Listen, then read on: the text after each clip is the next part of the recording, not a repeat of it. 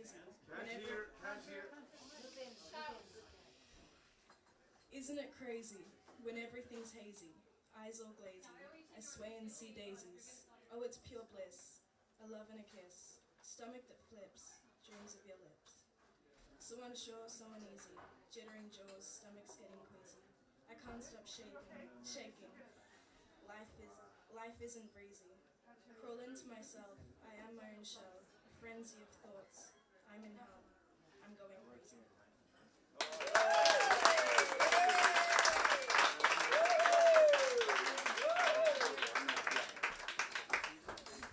Wonderful, wonderful. Now it takes courage to be first. I'd like a man to come on stage here. I have to ask this wonderful man, sir, what is your name? This is Mick Hogan. Put your hands together for Mick Hogan. Right, it's a very, very short poem, and the whole thing of this, it's about growing up in Tullamore on a Saturday night when your father is polishing the shoes for Mass the following morning, and you've just had your weekly bath, and you really want to go out with the dog and roll around in the grass again, you know, so you can get your smell back. So this is about Saturday night, and it's called A Moment in Time. Shoes in black, uniformly lined up, like soldiers on parade. Spit and polish, spick and span. The gleam of the soft flickering light dancing off the dark supple skin. And that's it, that's your shoes.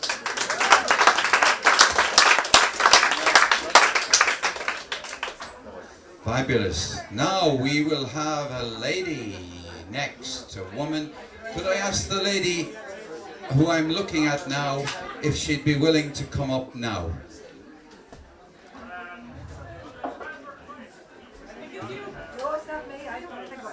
Okay, I'll take any woman in that case.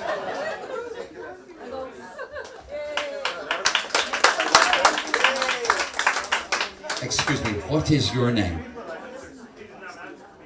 This is Derval Dunford. Stand right in here.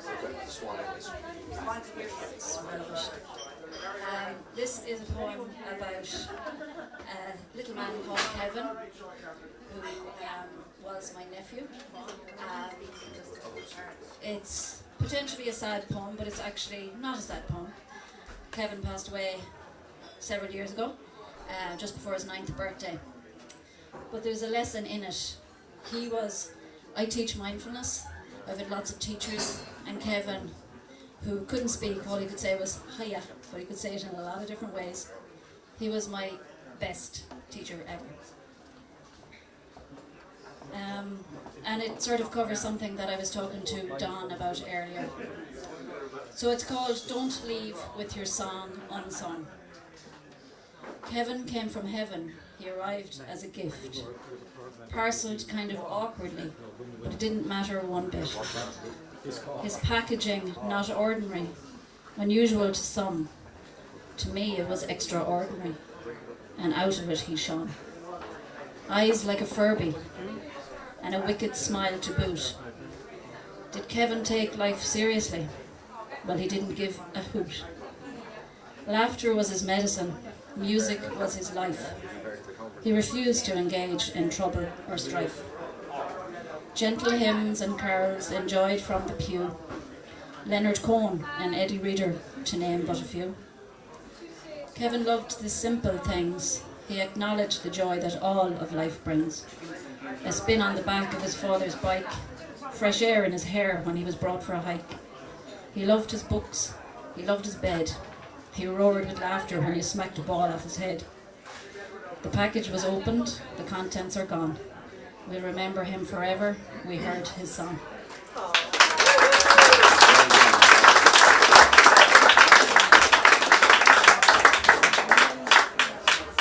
I have to say, what a line that is, eyes like Furby. Okay, I'd now like to call on a person who is starting his career as a poet. Please, we'll have a man from the corner here.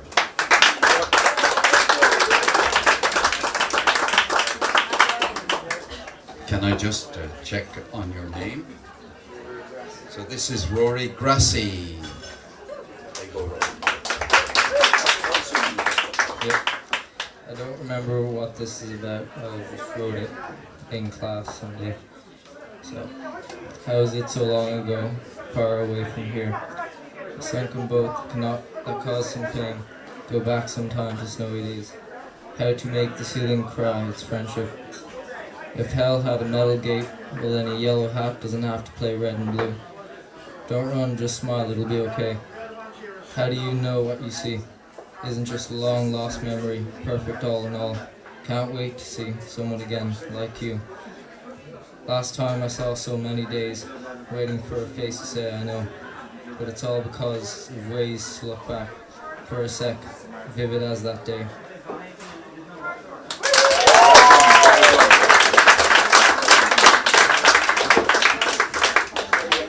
Right, that's a hard act to follow. Can I have a woman who would like to come up here and do her poem?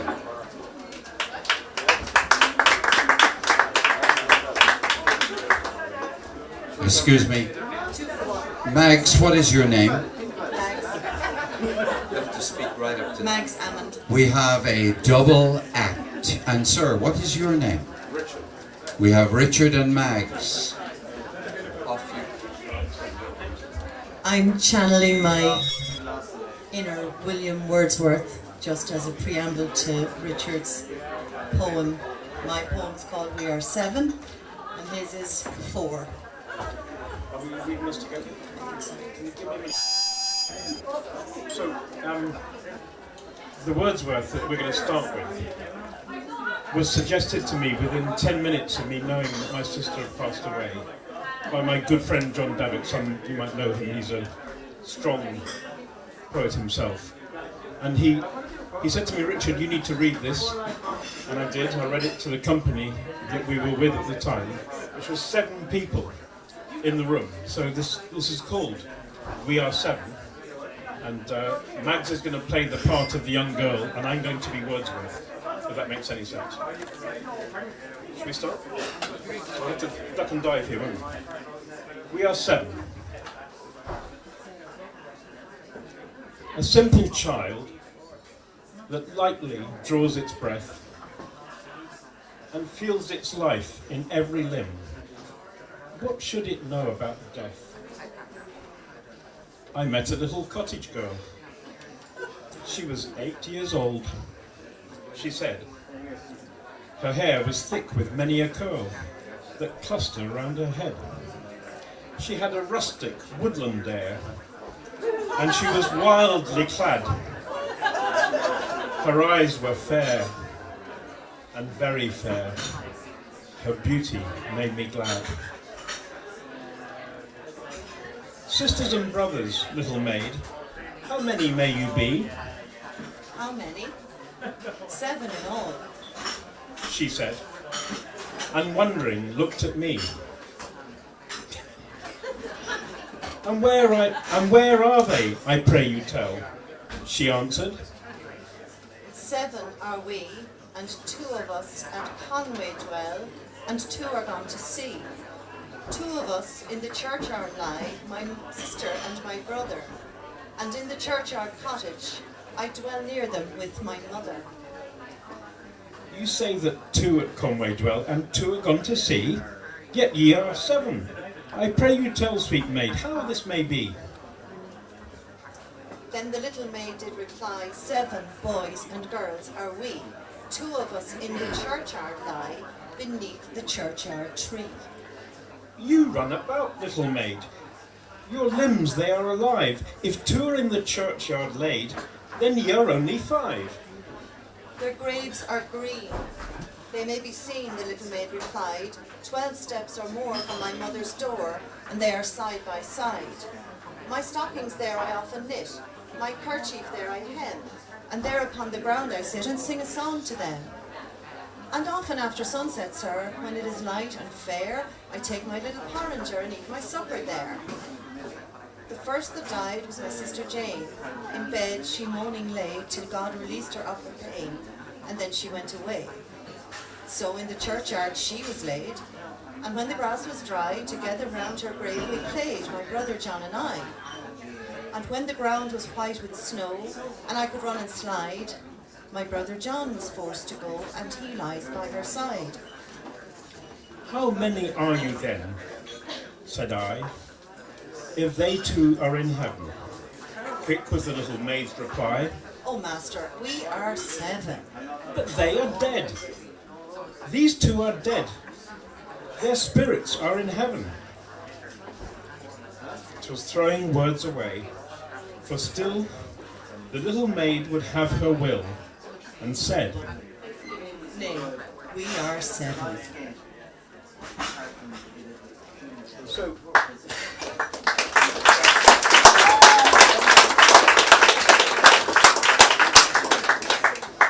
we're indulging ourselves here because I want to now tell you my reaction to that poem, which I read at a time of quite, you can imagine, emotional misery at one level, and even though it was forewarned. But over the following weeks before the funeral, I wrote this poem to read at the funeral. In fact, I read that poem too. And in particular, you can tell that I'm a mathematician, can't you? And John knew that too. So the poem I've written has lots of mathematical words in it, and you have to count them. And there'll be a prize for the person who can count all the mathematical words, and I don't actually know how many there are, but if you want to. And I made that trick up for my great nephew, who came to the funeral. He was only 6, and he was very interested in maths. And it was a way of directing this whole thing in a way that he could take as interesting and valuable, and make the thing meaningful. So this is called, you can start counting now, to Elizabeth, who's my sister. Oh, and there's one more thing. One more thing. Yeah. Thank you. Thank you. You're on it. My sister was the first child, and I was the second, out of a family of 4. Sean and Bridget were the younger 2. And my sister and I were very competitive. And to the very last, even to the very last breath almost, we would fight each other over who was number 1. Because of course she was the oldest, but I was the first man. And we would tease each other with my mother. My mother loved the game of which are we? Who is number 1? Okay, so you have to know that as I read this. Liz, you were first. 19 months alone. I was complex, imaginary, square root of -1. Sean transcends 3, ever close to pi. And 7 years on, Bridget, enough alive to make 5. You and I teased about our place, 65 years in Mum's beautiful eyes. Dad claimed we were all equal. He knew the value of 4 nights of. But Liz, you were always number 1. Be sure. And we will forever be 4.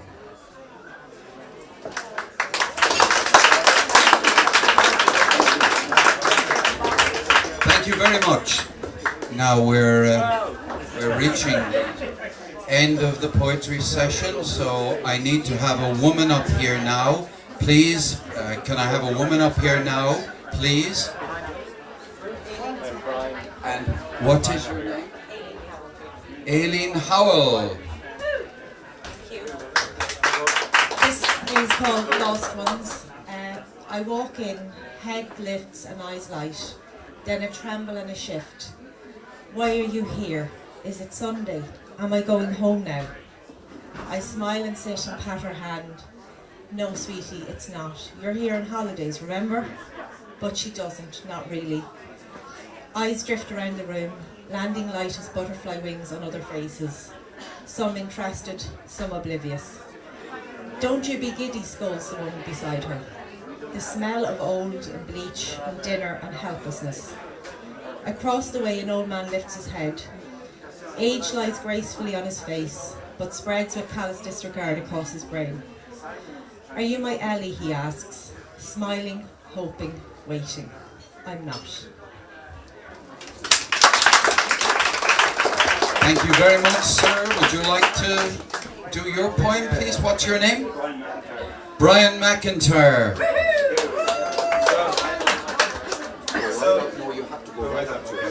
So this is a very short poem. The preamble is a lot longer. So I worked in a paper in America, and there's one night when I was writing a headline, and a new reporter came up to me, and he looks at my screen and he's over my shoulder. He says, "God, who wrote that headline? It's kind of shit." And I was disgusted because it was a work in progress, still working away on it. And so I was like, this is just, I'm trying to fill the space. I'm going to, work on it some more. He goes, "Oh, I didn't mean to insult you, whatever." Okay. So I was stewing about it for a couple of days, and I decided to write an internal email and said, this is how, we work on the copy desk, and it's kind of insulting when you say this kind of stuff to us, and blah, blah, blah, blah, right? And so then he actually sent me back an internal email, and he quoted William Blake and a poem of his. So I'm going to give you 4 lines from that poem. It's very short. And actually, it's about stoking up anger inside and not being able to let go of it, and what that does to you as a person. So the poem, the 4 lines I'm going to give you are: I was angry with my friend. I told my wrath. My wrath did end. I was angry with my foe. I told him not. My wrath did grow.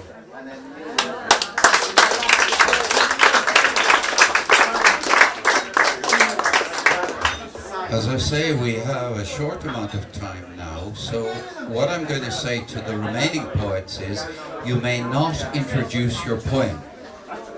All you may do is recite your poem with no introduction. I'd now like to introduce the lady behind me. What is your name? Ginger. Ginger? What is your poem? My poem is, my father passed away about 3 weeks ago.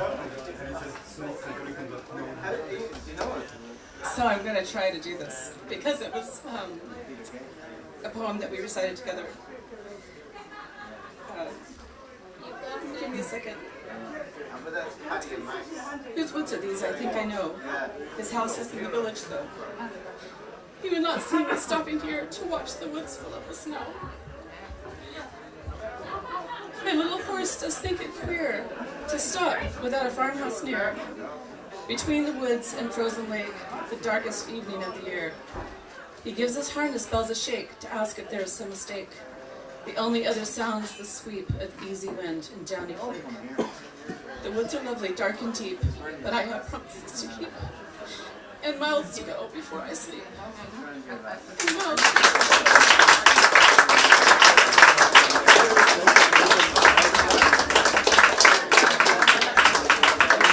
Thank you for indulging me. Is there a man in the house? Can I just see any men who want to raise their hands? 1, 2. There's 2 men. How many women would like to go next?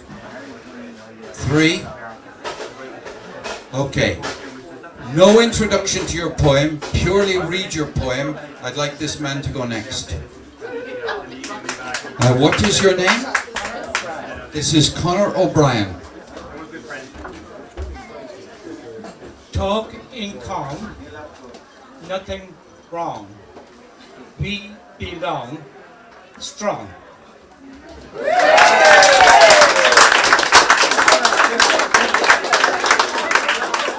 What a phrase, we belong strong. Quiva, would you like to do your poem, please?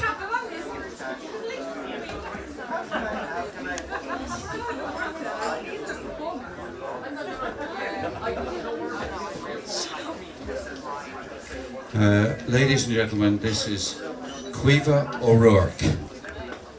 Sorry, Quiva? Sorry, this is Quiva.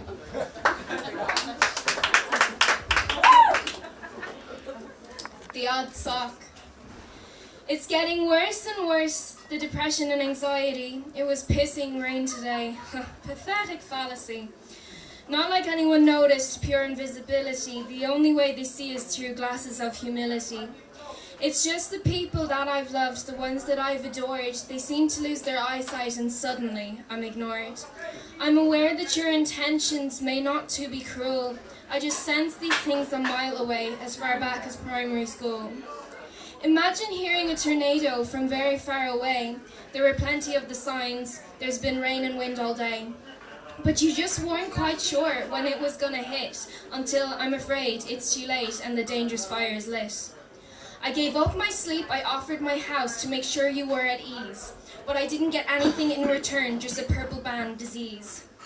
It's not pleasant feeling to brunch a brick wall, or to know that there's no one there to catch you, but you still decide to fall. I'm constantly reminded of Lily Allen's song Why, or the book by J.D. Salinger, The Catcher in the Rye. And all this time it's embarrassing, I'm sick of isolation. But how do I get my point of view across without seeming it's pure desperation? It feels like I'm a leftover, just that odd sock that hangs around. It feels like I'm a wallflower in someone's paper town. It's quite heartbreaking to admit, it's a thought I've often fighted. But I just can't hide the fact anymore that the care I give is unrequited. Were you genuinely busy? Did you have a few things on? Did you have a packed full schedule with every bit of your time just gone? Were you trying to tell me something? If you were, I got the gist. Or do you even realize that I've concluded I'm at the bottom of your priority list? Did you purposely pretend not to notice all the horrible things that were said, that I hate to say and don't like to blame, but they made me wish I was dead? Maybe I'm just worrying, maybe I'm just paranoid, but I cannot help myself from noticing I'm the one that they avoid. Maybe I'm being irrational, maybe I'm overthinking, but I can't stop this horrible pain that never seems to stop sinking. From all my trips to the playground, I've learned seesaws are no fun. And when the other person suddenly gets off, and then there's only one. I'm sorry if this makes you angry. I'm sorry if this makes you sore. I just don't know if I can take this one-way street anymore.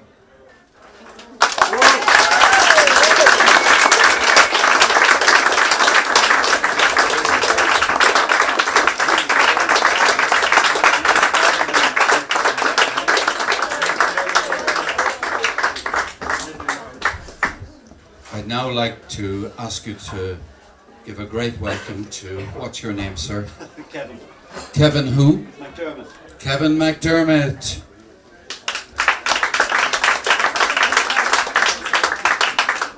And I'm reading this because it's in 14 points. And as opposed to 12, because I couldn't read the ones that were in 12 points in this line. So there you go, so I took line. It's called In the Gardens of the Renaissance. It's a day spent visiting Renaissance gardens in Italy. Closer to the mic.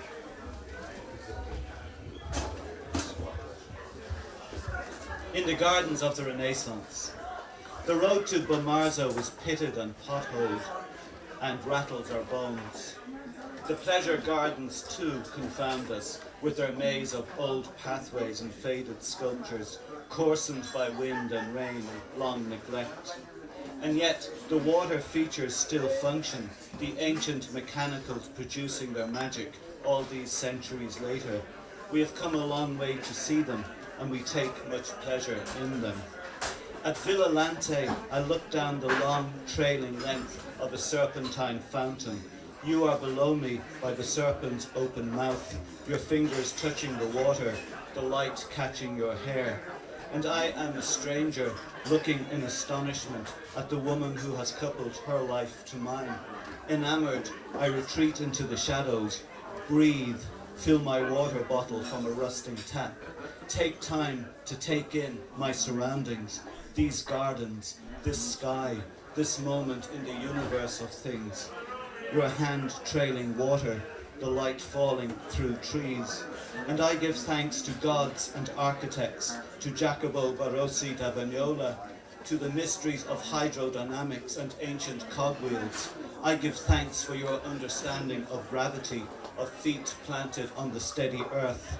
I give thanks for the equilibrium of the soul and the machinery of the heart.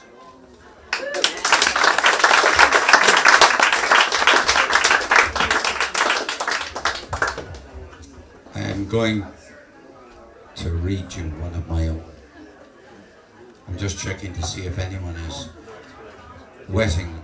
Okay, thank you. This is how it goes. The magician turned her back to the sea and spoke to the wind. Come, join us in our unity. Take your place at the table, you belong among us. Together we grow stronger than our surroundings. We rise above the ground that supports us. Feel yourself hugged by a multitude of villagers, eyed with affection from every squinting window. Come inside your birthright and sign the book of life written in invisible ink. Let us understand you better than you understand yourself. Let us guide you past the temptations that fester under your skin. Let us make you whole. Our health, your health. Your health, our health. Unity in unity. Lose yourself in magic.